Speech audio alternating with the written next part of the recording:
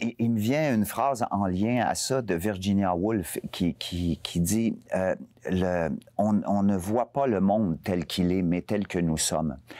Et je crois, et j'ajouterais à ça, et c'est très important, je trouve, de lier cette réflexion à celle à l'art en général, c'est-à-dire dans le sens où, en fait, c'est celui qui regarde et celui qui reçoit l'œuvre. En fait, je dirais, excusez-moi, c'est l'imagination qui donne à l'œuvre sa profondeur et tout qui lui donne tout son espace. C'est l'imagination de celui qui regarde, de celui qui reçoit.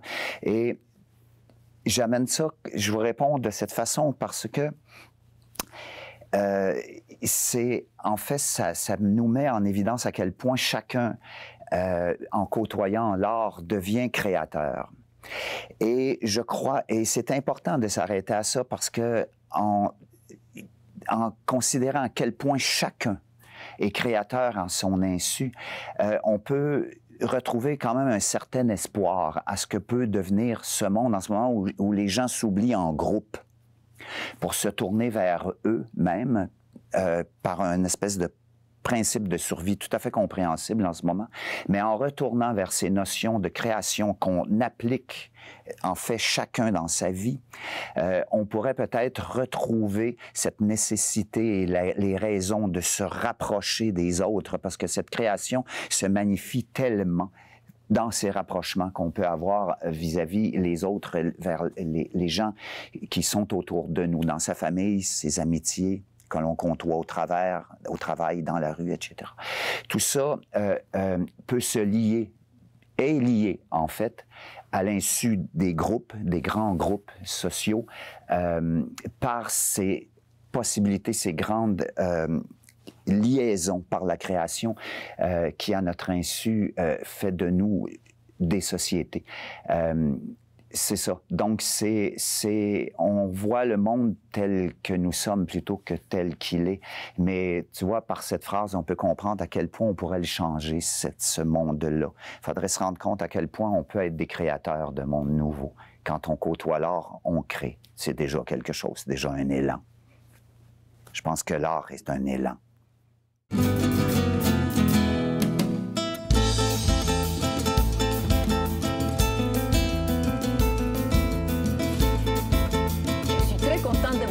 Dans votre émission L'art et la créativité. Et aujourd'hui, je me trouve très chanceuse parce que j'ai comme invité André Papa-Thomas.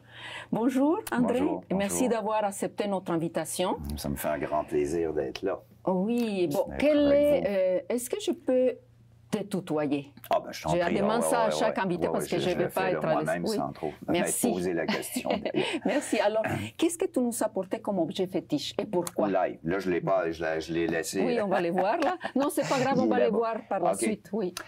Les images. Ben, c'est une petite maison. En fait, c'est comme une petite sculpture, si je peux dire, qui est une toute petite maison. Puis si j'ai choisi ça, c'est que en fait, c'est un petit objet qui est fabriqué, qui est fait de bouts de bois ou de métal et de vieux prelats, ce qu'on appelle, ce qui recouvrait les... Avant, on trouve plus ça vraiment, ce qu'on appelle le linoléum. OK. Oui, c'est vrai pour les sols, oui. Puis, donc, ce sont des matériaux qui, au départ, ont une vie.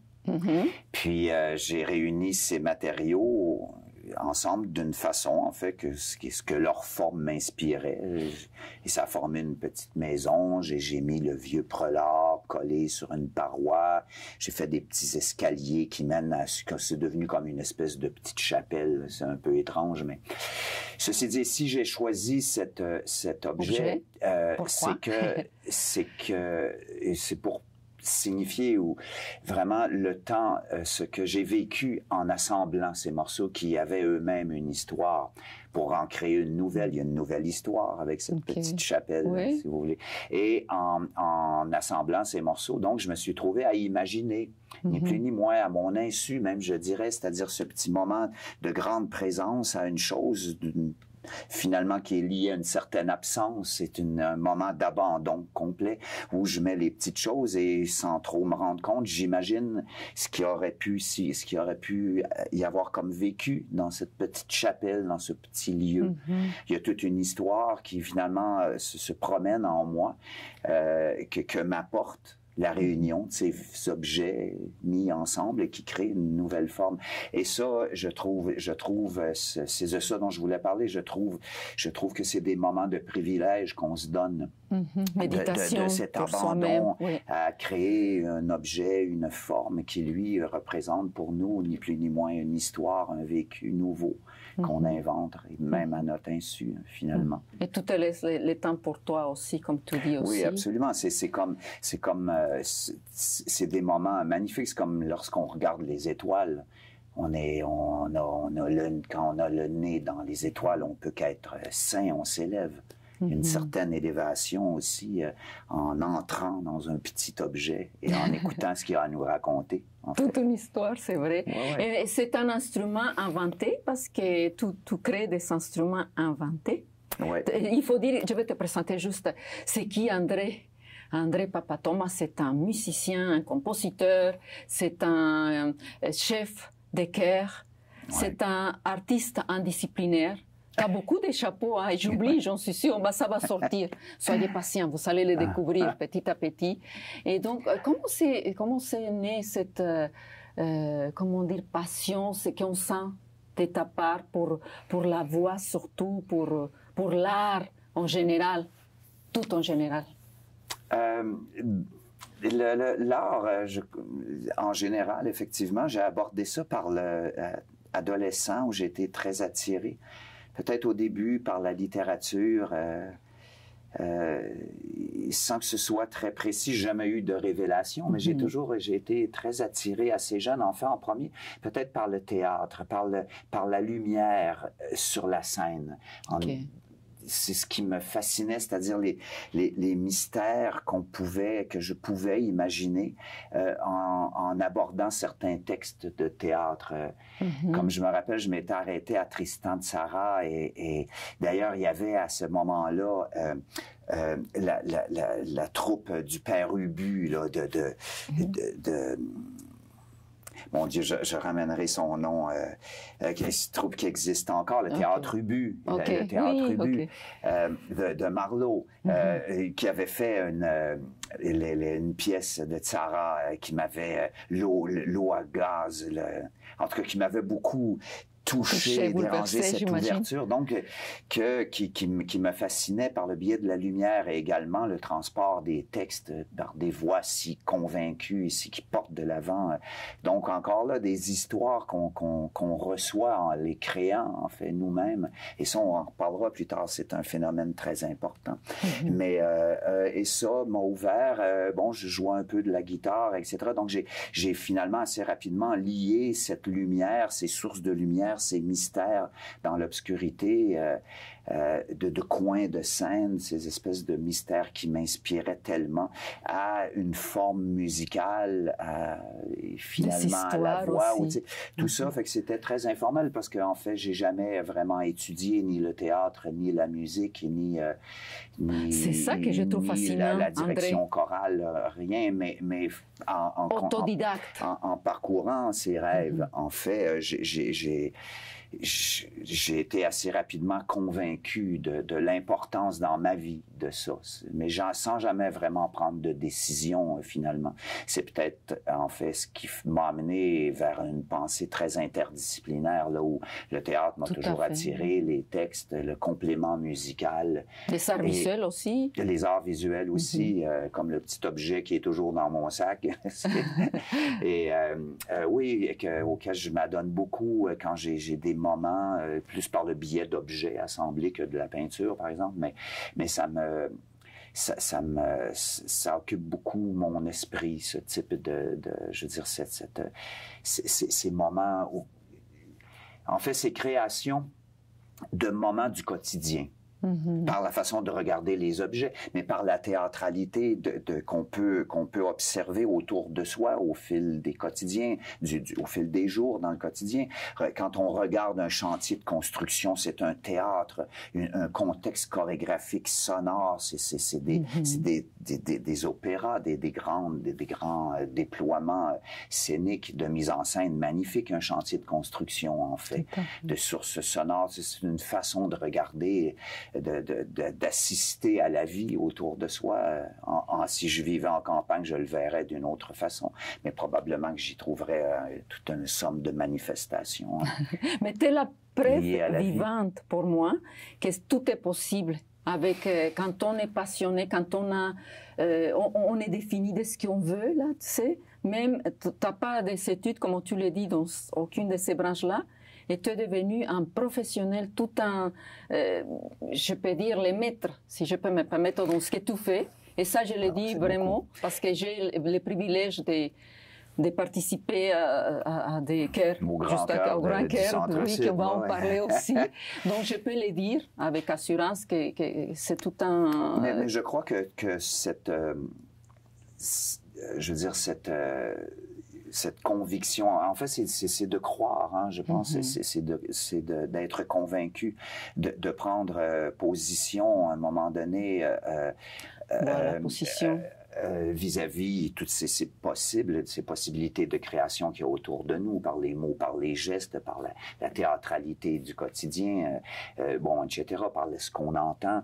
Je pense qu'on peut se permettre, et c'est ce que j'essaie de faire dans des contextes de travail comme où on se retrouve à chaque dimanche en ce moment, c'est d'essayer d'amener aux gens cette notion que si on peut se permettre le luxe de s'approcher vraiment assez intimement de la poésie, de se servir de sa voix pour le chant, mais pour dire aussi, pour simplement, ne serait-ce qu'écouter son souffle, de se servir donc de sa voix pour s'élever, je veux dire, se permettre de magnifier notre être, et la présence des autres aussi, en fait, en leur offrant très simplement des intentions saines. Oui. Qui viennent de notre voix, d'un petit bout de quelques mots, d'une observation. Ah, regarde. C'est tout simple, mais quand on enseigne, j'ai eu cette chance d'ailleurs pendant 8 années d'enseigner l'interdisciplinarité en art à l'UQAM. Et je les amenais, les étudiants, vers ça, vers simplement cette façon de s'arrêter soi-même à la complémentarité que tu peux apporter à tout ce qui te touche, donc de se laisser rejoindre par ce qui se vit autour de soi. Donc, moi, c'était tous de futurs enseignants que j'avais. Donc, ces futurs enseignants doivent se laisser toucher par les jeunes qui s'apprêtaient à enseigner au primaire et au secondaire. Donc, à ces plus jeunes qui devaient éventuellement côtoyer, mais il faut commencer par être ému par ces gens pour se sentir le mandat de leur apporter quelque chose. Et je peux te dire que j'ai senti dans un de tes ateliers, je n'étais pas capable de finir la dernière phrase. J'étais tellement touchée, je comprends très bien ce que tu dis. À travers la voix, tu peux sentir la puissance de l'être humain dans le bon sens, c'est spirituel. Là, je ne sais pas comment expliquer ça, mais ça parle de sa grandeur. Voilà, la grandeur de l'être humain. J'avais vraiment, je te jure, j'avais les larmes. Je comprends ce que tu dis et c'est pour ça que c'est très important ton travail, vraiment. Je suis très contente que tu sois là. Donc, pour ton travail, c'est depuis longtemps. Les plus récents, j'aimerais qu'on peut aller peut-être par les plus récents jusqu'à la 1993 ou bien avant, là, mais au moins de 1993 jusqu'à maintenant. On peut commencer. Tu as fait de la voix publique à Mont-Royal pendant une semaine. C'est quoi ce projet-là? Si tu peux glisser un mot dans chaque, rapidement, c'était justement un survol de mon travail, je pense en général, en fait, depuis 1993, depuis la création de l'ensemble Mruta-Marty, qui est un chœur qui existe toujours aujourd'hui. Donc, ça fait maintenant, ça fait 25 ans, passé. Donc, c'était un mois tout le mois de septembre dernier à la Maison de la Culture du Plateau Mont-Royal, où j'ai eu la chance, c'est un cadeau, Oui. d'avoir accès à la galerie d'art, à la galerie et à la salle de spectacle. Toute la maison pour toi, là. C'était incroyable.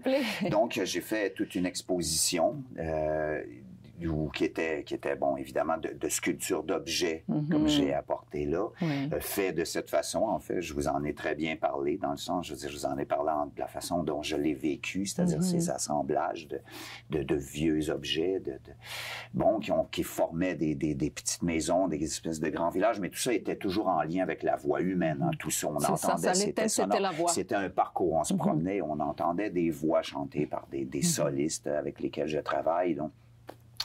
Et ça, c'était toute la partie d'exposition. Et il y avait la salle de concert où il y a eu de présenter toute une série de conférences toujours aussi, sur la voix humaine, sur l'histoire des langages, sur les langues inventées, sur la voix à l'opéra, etc.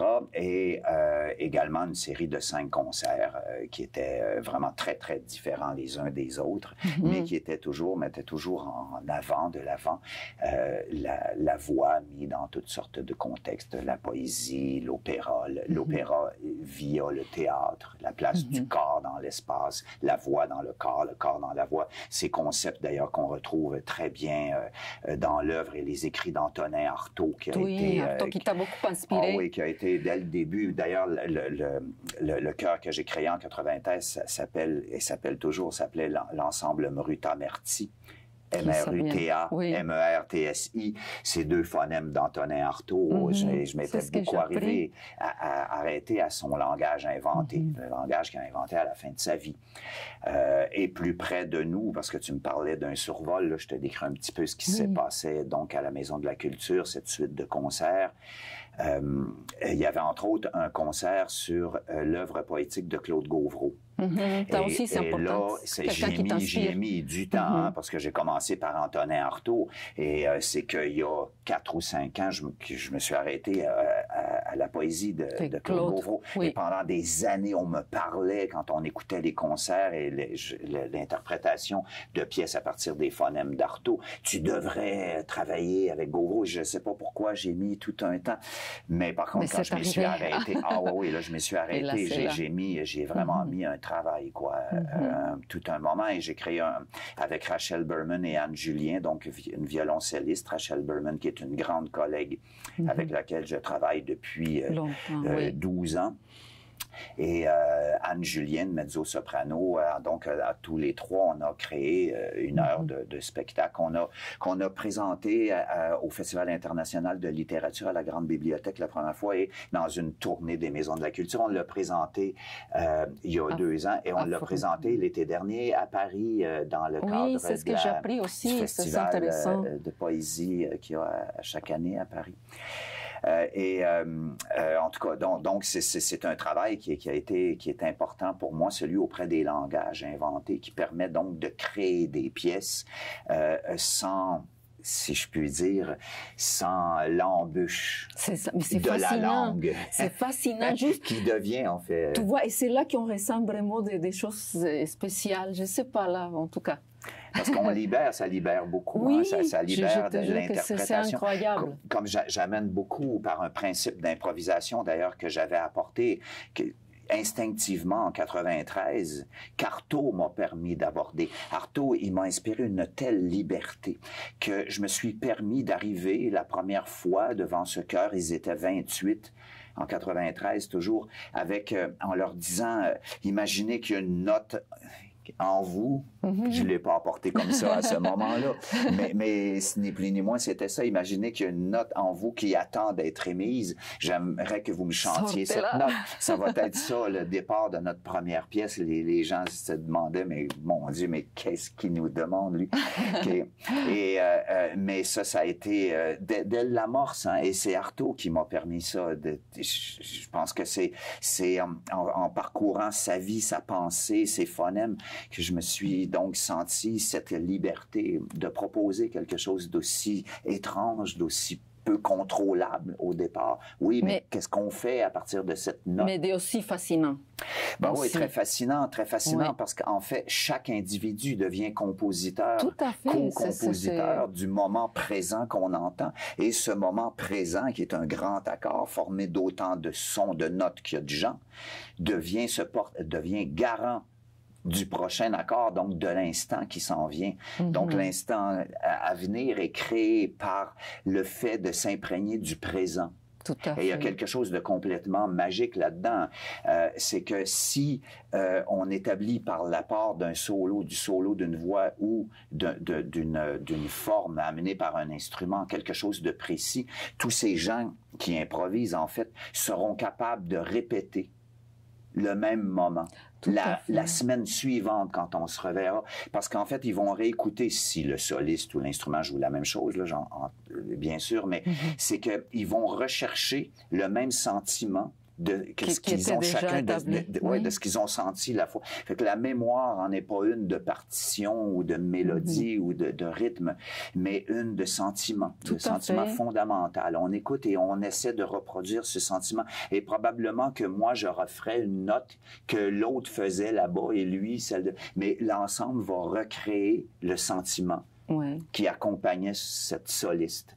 Et ça, s'il y aurait une thèse, il y aurait une étude, il faut réfléchir à ça. C'est qu'est-ce qui se passe à ce moment-là? Prochain projet, là. Ben là, il y a vraiment lieu d'écrire. Ça, c'est fascinant, je te jure que oui, pour l'avoir vécu. Parce que c'est un phénomène. Hein? Oui. Là, on a commencé les dimanches, là, on va pousser ça là, jusqu'au concert. Là. Oui. Ça va être quelque chose. Là. Il faut continuer. À 100, ça va sonner. Ceux qui sont là, il faut continuer. Oui, mais maintenant, j'aimerais que tu me parles de l'art adapté parce que je trouve que tout implique beaucoup aussi, avec beaucoup de choses très nobles. Ça, je trouve un projet très noble. Parle-moi de ça, c'est tout à fait lié, hein, c'est tout à fait lié parce que, imagine, en entrant dans toutes les possibilités vocales qui peut être proposé par un chœur de choristes, de chants qui ont une vie où tout fonctionne bien d'entrée, qui se réunissent ensemble pour chanter. Dans un chœur, je les amène, je leur propose une dimension semblable. Il y a tout un côté inconnu, très particulier, qui est proposé, bien qu'il y a toujours des pièces écrites dans les répertoires qu'on fait. Mais donc, cette partie, par contre, d'improvisation, je trouve, propose ou amène chaque individu dans des petits espaces en lui, en elle, où on va jamais. Et de là, on est très, très près de ce que... où ça donne envie, je dirais, d'apporter ces mêmes dimensions d'intériorité vers des gens qui, soi-disant, ou je veux dire, ont d'autres façons de vivre leur vie dans notre société, des gens qui n'ont pas les mêmes prédispositions de répondre à l'ordre établi ou d'avoir les mêmes fonctionnements intellectuels ou d'intelligence analytique ou etc. Ce sont d'autres gens. On va voir, donc, il est fascinant d'aller porter ces dimensions-là vers ces gens qui fonctionnent autrement, vers les autistes, les trisomiques, les gens qui sont atteints de schizophrénie importante et tout ça, eux répondent de la même façon. Même souvent, ces gens-là répondent à ces propositions d'improvisation de façon beaucoup plus viscérale et grande et nécessaire que les solistes qui chantent avec l'Opéra de Montréal, avec lesquels je me retrouve à avoir la chance aussi, par contre, de travailler. Mais eux, il faut travailler fort pour les descendre, les retirer de tous leurs acquis là, qui viennent tout meubler, qui précèdent tout. Tandis qu'eux... Ils se laissent, non? Eux entrent et ils se disent, ben mon Dieu, il me permet ça, lui, de sortir ces sons que j'aurais, oui, effectivement, qui sont autant de notes en moi qui attendaient d'être émises. Donc, c'est fascinant dans ce contexte des arts adaptés à la place des arts. Le premier groupe, ça a été Les Impatients. Et après, j'ai travaillé avec un groupe d'aveugles. Et là, la direction devient... je me disais au départ inutile, ils me voient pas, mais c'était pas ça du tout. Là, je me suis rendu compte qu'ils prenaient d'ailleurs leur cue, leur consigne. C'est comment, je me disais comment ils vont faire pour partir sur le 3, le et du troisième temps s'ils ne voient pas. Là. Je ne suis pas pour leur râler, leur gueuler à longueur de mesure, mais en fait, ils prenaient leur cue à même mon souffle. Bien qu'ils chantaient, c'est incroyable. Leur écoute est tellement focusée et fine qu'ils étaient capables de le prendre à même ma respiration, qu'après, j'appuyais un peu, sans plus, mais juste un peu pour... Je voyais à ce que ce soit précis, ça changeait, ça prenait lieu de mon signe. Mais en plus, à un moment donné, je me suis rendu compte que mes gestes avaient une instance sur eux. Parce que ils sentaient, j'imagine. Est tellement sensible, ils sentent les changements d'air en arrivant sur la rue à un petit creux. Ils savent qu'il y a une entrée là. C'est fascinant. Et mes gestes avaient tout à fait une instance sur eux. Mais au début, il ne s'est pas écrit nulle part. Il fallait que je le découvre. Puis mais après ça, ça a été un groupe de sourds. Et là, ça a été un truc complètement... ça a été incroyable parce que eux me disaient au début, nous, on nous a dit quand on était tout jeune, utilise pas ta voix. Tu la contrôles pas, c'est pas beau. Puis on préfère pas l'entendre. Fait que leur voix était complètement enfouie en eux, ces gens-là. Oui. Puis en leur Caché, demandant... carrément. Oui, enfouie. Ça faisait... Il n'y avait rien. Dans leur insu, on connaît tout ça. Quand ils parlent entre eux, ils sortent. C'est informe, c'est magnifique. C'est cette informité de son vocal, en fait. Et j'ai réussi, on a travaillé ensemble à retrouver ces vibrations en eux, des sons qui finalement arrivaient à sortir. Il y avait Rachel au violoncelle pour qu'il touche un corps vibrant de son violoncelle pour après se retoucher eux-mêmes. Et là, il s'agissait juste que je travaille un peu. Il y avait une traductrice avec moi, qui était la directrice de la Maison des Sourds, qui au début se disait, mais comment tu veux qu'ils chantent? Ils sont sourds. Puis je comprenais qu'elle pense les choses comme ça. C'est normal. Elle se disait, mais mon Dieu, ça les intéresse pas. Ils peuvent pas entendre. Puis elle pouvait bien penser comme ça. Moi, c'est justement, je suis de l'extérieur et je rêve. Donc, puis j'y crois. Donc, tu es créative, tu as beaucoup de passion. Et ils sont entrés là-dedans. Et le concert a été magnifique de leur chant. Ils ont fini par trouver cette voix, par l'organiser. Ça donnait justement les mêmes choses que l'inspiration, les improvisations qu'on fait. C'était de l'inspiration fondamentale. Et puis en plus, ils chantaient, ils découvraient les vibrations de leur voix en eux, mais ils le faisaient en chœur en plus. Je veux dire, c'est leur première expérience, ils étaient en chorale. Tu vois, c'est incroyable. Puis vous tu les as donné cette chance, et eux aussi, ils ont eu la chance. Ils l'ont prise. Puis il est venu plein de sourds au concert. Ils étaient tous là à la fin parce qu'ils manifestent leur accord et les applaudissements comme ça. Il n'y avait pas un son, mais je te dis que ça malaxait en haut. Là. Ils étaient heureux. Là. Et tu as eu la chance aussi de les côtoyer aussi. Tu sais comment eux, ils ont eu la chance de te voir, de te côtoyer. Toi aussi, tu as eu cette chance-là d'être avec eux. Oui, mais non, parle-moi des concerts que tu as organisés aussi, il y a quelques années, Souffle. Oui, le concert Souffle qui réunissait... Très passionnant aussi. Oui, ça a été une grande expérience aussi.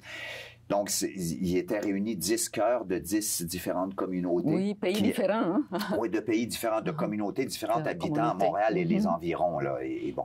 Mais par contre, chez les Polonais, c'était des Polonais. Hein? Le Congo, c'était des Congolais. Bon, les Madagascar, les Latinos, le Rwanda,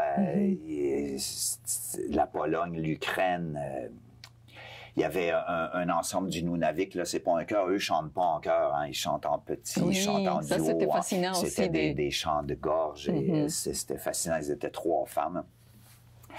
En tout cas, ça a été, donc, il était en fait 250 gens de toutes sortes de toutes ces communautés réunies que je suis allé rencontrer pendant 1 an et je leur amenais juste encore une fois à eux ce principe d'improvisation pour créer ensemble une grande pièce qui les réunirait tous. Créer, parce que chaque chœur avait entre 3 et 5 minutes pour chanter un aperçu de dans leur langue, évidemment, de leur chant à eux. Donc, moi, j'ai créé évidemment la grande pièce de début, les entre-pièces qui venaient, par exemple, du Congo à la Syrie. Il y avait d'ailleurs, en passant, les Syriens, qui est un ensemble que j'ai travaillé fort à créer. J'y crois, y arrivait, là. Hein? Oui, il y avait il savait beaucoup de souffrances. C'était à ce moment-là là, que ça s'est passé. Puis, ils étaient 40 rendus au concert. Donc, je leur demandais à eux aussi d'improviser. C'est comme à chacun des chœurs. Ils se disaient, mais mon Dieu, mais qu'est-ce qu'il nous demande, ce gars-là, encore une fois? Sauf que, par contre, quand on a eu ce moment de la générale où tous ces chœurs étaient ensemble et que cette grande pièce de début, cette grande pièce de fin avait été conçue, mais chœur par chœur, séparément, là, on mettait tout ça ensemble pour la première fois. C'était l'ultime générale, l'ultime rencontre de tous. Mais vous auriez dû voir de quelle façon, ou constater de quelle façon chaque chœur écoutait ce que les autres avaient fait en improvisation, en se disant, mais comment ils ont fait, eux? Nous, on est arrivés, chacun se disait, bon, on est arrivé à nos fins, ça a fini par marcher. Mais eux, comment ils ont fait? Particulièrement, par exemple, imaginez les Roumains via les Ukrainiens. Ah oui. Ils disent que comment ils ont les Polonais via l'Ukraine, comment ils ont fait eux autres. C'est parce qu'il y a des histoires, hein, le Congo et le Rwanda, par exemple, le Madagascar, il y a des petites affaires là parfois qui se passent mais la curiosité avec laquelle chaque choriste de chacun des pays écoutait ce que les autres avaient fait. Parce qu'en fait, tout ça était pour former un tout, là. Et il s'est créé un tout, c'était fabuleux. Et devant moi, il y avait c'était une humanité. Ça a été un moment, là. On était à la salle Wilfrid Pelletier, à la Place des Arts. C'est une grande salle. Oui. Il y avait les choristes, les solistes de l'ensemble Rutamerti, qui est devenu un ensemble, de solistes, de choristes professionnels. Et piano, percussion et vent. C'est ça, ça a été un concert absolument magnifique où chacun, vraiment, où il s'est créé une grande pièce réunissant tous ces gens, ces grandes pièces du début, de fin. Et j'ai travaillé avec des gens, Laure Morali, Yvon Rivard, Kim Thuy et Natacha Canapé-Fontaine qui ont fourni des textes qui étaient interprétés donc dans cette grande pièce de début et ou de fin et d'entre-pièces. Parce que les entre-pièces, c'est devenu vraiment toute une suite de pièces de musique très contemporaines qui réunissaient tout le monde. Parce qu'en fait, ces grandes pièces aussi de début et de fin n'avaient pas de connotation géographique, religieuse ou historique. C'était neutre, c'était nouveau, là. Parce que ça venait de cette improvisation de tous, si vous voulez. C'était fascinant, vraiment. C'était très humain avant d'être local. Et j'aimerais que tu me parles aussi tu as reçu le prix quand même de l'artiste communautaire en 2017, si je me rappelle bien. Oui. C'est important de le souligner, juste pour voir ton implication. C'est à Montréal, dans ta communauté, tout ça, c'est vraiment important pour moi que tu le soulignes, s'il te plaît. Oui, c'est suite d'ailleurs à ce projet, mais également c'était en regard avec le travail passé aussi, mais c'était en lien avec le concert Souffle. Si vous voulez, mais c'était la première fois que le Conseil des Arts et la Ville et le Conseil des Arts et des Lettres du Québec donnaient ce prix de l'artiste dans la communauté. Donc, j'ai été le premier lauréat de ce prix. C'est pour ça que je trouve important de le souligner. Ce qui a été, pour moi, ça m'a fait un grand plaisir parce que justement, c'était lié à ce grand travail qui a été tellement important pour moi. Ça, c'est des expériences qui changent une vie. Hein. Tout à fait.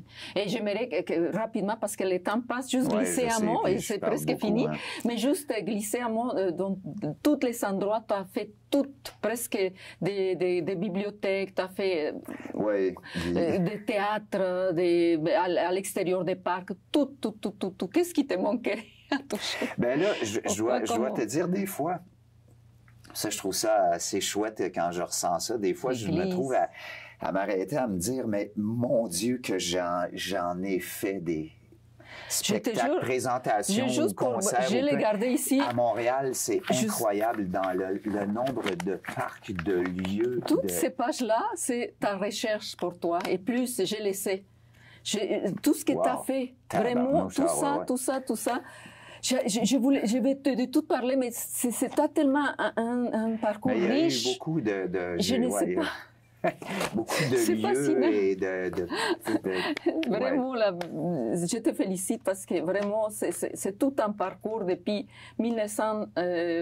93 particulièrement, oui, la particulièrement, création oui. de la Mais chorale. sinon, avant, tu faisais Mais déjà... avant, j'ai fait toute une partie d'électroacoustique. Et là, c'est là qu'ils sont arrivés les instruments inventés avec lesquels je travaille beaucoup. Mais il y a eu 2 ans et demi d'électroacoustique avec Pierre Dosti, qui est toujours un grand c'est lui ami, qui a commencé. qui était dans le groupe Sonde. Ça a été très important pour moi, cette collaboration avec lui, qui se vit toujours d'ailleurs.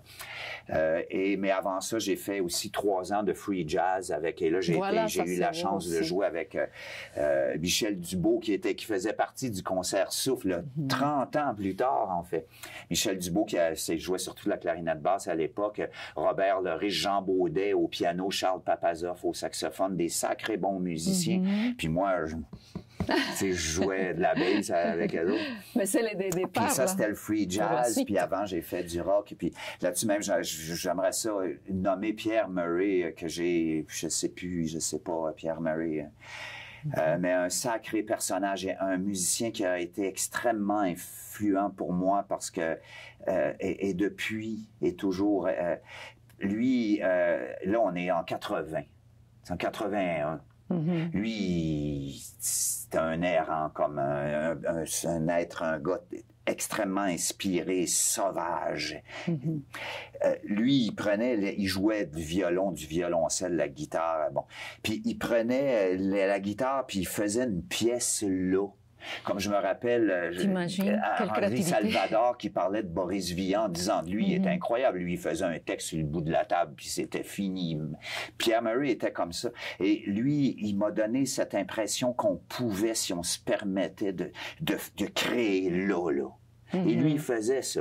Il était incroyable, ce mec-là. Puis là, maintenant, ça fait quelques années, je l'ai pas vu, mais il jouait du violon du métro Sherbrooke beaucoup. Puis, il s'est refermé sur une vie à lui. Il marche, cet homme-là. Il a dû marcher, je sais pas, il a dû faire X fois le tour de la Terre en kilométrage. C'est ça, mais c'est un grand bonhomme. Grand solitaire, mais Pierre Murray, et puis à l'autre bout, là, aujourd'hui, je nommerais Rachel Berman, qui est violoncelliste avec lequel je travaille, avec laquelle je partage ma vie, mais qui est une violoncelliste, quelqu'un qui écrit pour l'opéra des pièces magnifiques et qui est une collègue très importante pour moi, qui est très inspirante et très présente. Très près. Elle va venir, évidemment, elle va jouer avec nous pour le concert. Elle est là. Elle est là. Il y a des gens comme ça, qu'on connaît pas, mais qu'on côtoie dans nos vies. Puis il y en a qu'on a la chance de côtoyer pour vrai. Oui, qui inspire, mais qui t'inspire aussi, c'est comme on la vit comme ça. Ouais. Oui, et puis juste, je sais que le temps, j'aurais tellement souhaité de parler de tellement de choses, mais bon, le temps est fini, cher André. Donc, juste pour finir, clore notre entrevue, un mot, je sais que ça va être très difficile, un mot qui te définisse le plus. C'est quoi pour André? Ben, qui me définit, je serais porté à dire quasiment le souffle, sauf que je dois m'expliquer, mais le souffle parce que c'est lui qui transporte la voix, parce que c'est lui qui est impulsion de vie, qui est fondement. Justement, impulsion, lui qui est le fondement des choses, l'impulsion qui précède la pensée, c'est quelque chose, le souffle, lui, on en a besoin, il est cycle de vie. On dépose notre voix sur ce souffle. En fait, on sculpte ce souffle. Bon. En fait, ce qui devient notre voix qui chante, qui parle, c'est incroyable. Quand on s'y arrête 2 minutes, on sculpte notre souffle à chaque son qu'on émet. Et ça, c'est précieux chez chaque individu. C'est quelque chose d'extrêmement profond, c'est quelque chose qui précède notre pensée et qui souvent d'ailleurs, ce souffle est souvent beaucoup plus éloquent dans ce qu'on raconte que ce que les mots transportent. Tout à fait. Mais la façon, c'est le souffle qu'il donne. Lui, il est extrêmement éloquent et je crois qu'il comporte énormément de beauté. Si on s'y arrêtait, il n'y a personne qui pourrait venir te dire qu'il chante mal. C'est-à-dire qu'on transporte en nous une grandeur de création immense que ce souffle en fait fait voyager dans l'espace, que le souffle le transporte. Puis on parle aussi au souffle d'événements. En 2012, à Montréal, il y avait un souffle d'événements, un souffle de génération que beaucoup de gens n'ont pas entendu. Mais par contre, il n'y a reçu, mais c'était un souffle absolument essentiel, important. Il y a un vent, malheureusement, qui l'a poussé très loin. On l'oublie. Mais c'est ça. Il y a les souffles. Mais grâce à des personnes comme toi, on ne l'oublie pas. Ça continue. Il faut s'en parler. Oui, d'ailleurs, merci beaucoup de m'inviter pour qu'on puisse mettre des mots là-dessus, qu'on puisse en parler ensemble. Merci à toi, André. Ce fut un vrai régal, un vrai plaisir et je te souhaite vraiment beaucoup de bonheur et continuer ton excellent travail. Oui, bon, on continue, on se voit dimanche prochain. Oui. Merci beaucoup, plaisir. Merci à toi et bon, mon public, cher public, à très bientôt. Le feu de l'insuffisance a dressé sur notre parcours ses poils de bouc, destinés à nous honnir. Nous devrons racheter le respect de la colombe. Sur le pic, le blé hausse ses talons en incarnant l'aumône. C'est le privilège des sourds d'ignorer l'algèbre et dans ce désert de décrets, le froufrou arc-boute la désolation de nos rêves. Je suis une statue au poignet de stalactite, une chimère de bidet au front plissé. C'est la couronne impériale. J'ai peur de vos tranchées de sève.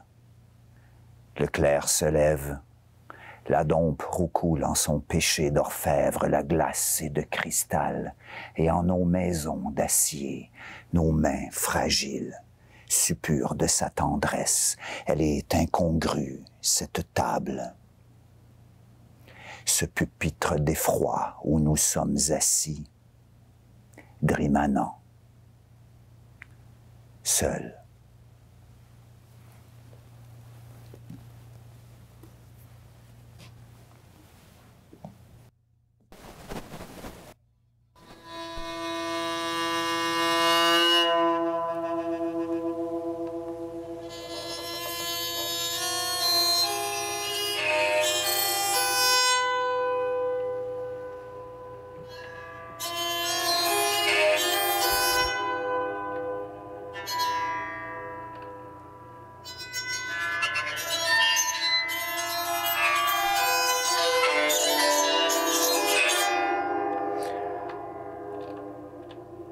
Un baiser m'a mis aux regrets amers, coccinelle, aux amples arondelles.